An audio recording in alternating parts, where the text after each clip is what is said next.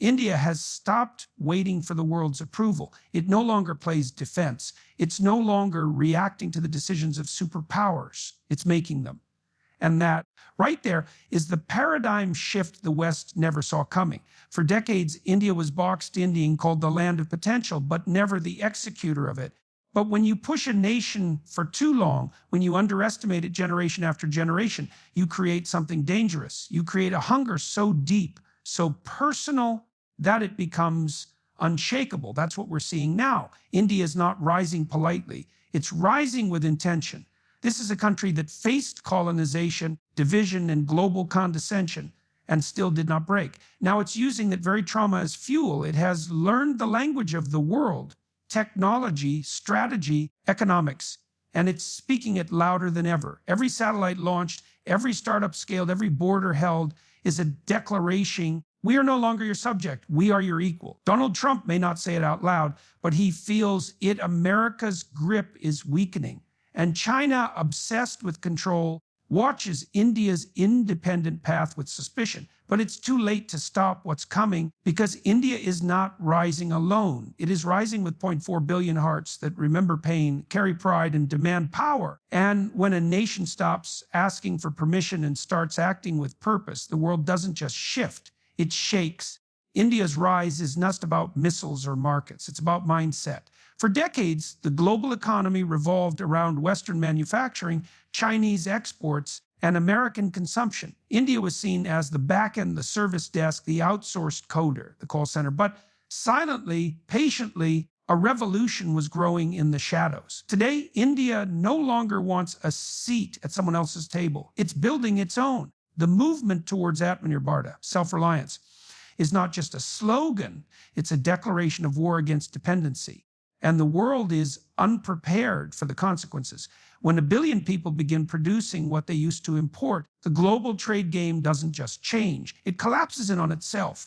Entire industries that relied on Indian consumption, Chinese electronics, Western pharmaceuticals, Gulf oil, are now watching their markets dry up. India has learned to build, to innovate, and to export, not just goods, but ideas. From indigenous 5 to homegrown defense systems, from UPI digital payments shaking Silicon Valley to pharmaceutical powerhouses battling global pandemics, India is rewriting the rules. This isn't protectionism, it's transformation. And Donald Trump, the man who preached nationalism to protect American jobs, now watches as India does the same, better, faster, and with more purpose. China, which grew rich feeding the West, now fears a new competitor that doesn't beg for trade deals. It creates them on its terms. Self-reliance is not isolation, it's liberation. And India is proving that true economic power comes not from depending on the world, but from no longer needing it. For decades, the Western world controlled the narrative.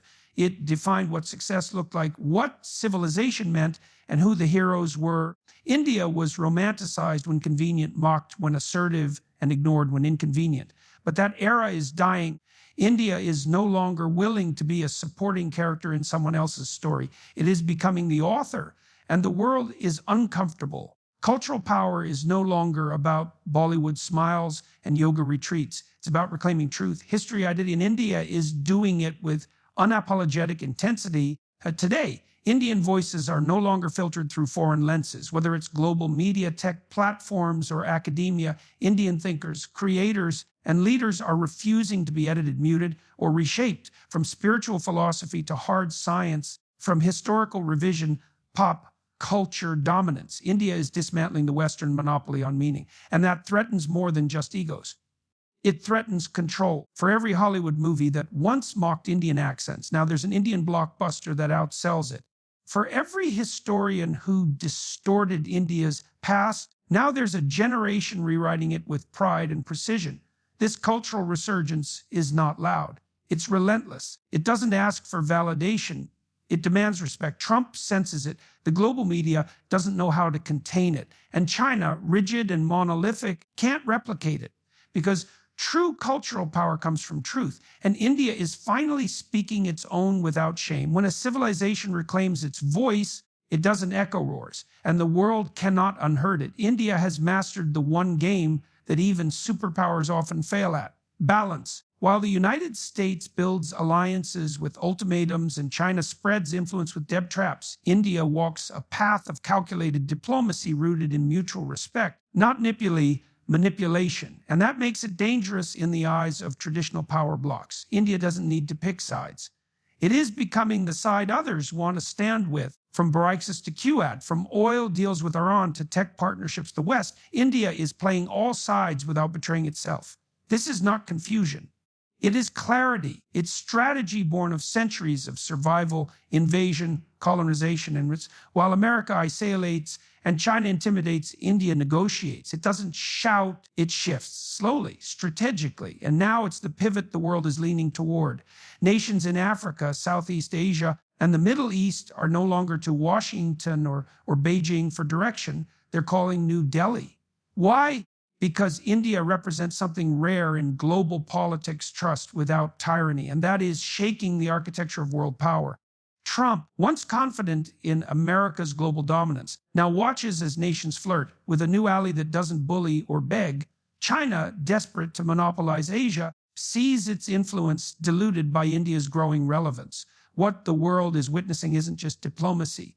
It's dominance by discretion. India has become the calm in the storm, the mediator between extremes. And when a nation becomes the balance point in a polarized world, it doesn't just rise. It redefines the center. The most dangerous force on earth is not an army, not a missile, not a bank. It is a generation that refuses to be broken. And that is exactly what India is producing. Today's Indian youth is not the obedient, apologetic inheritor of a wounded past.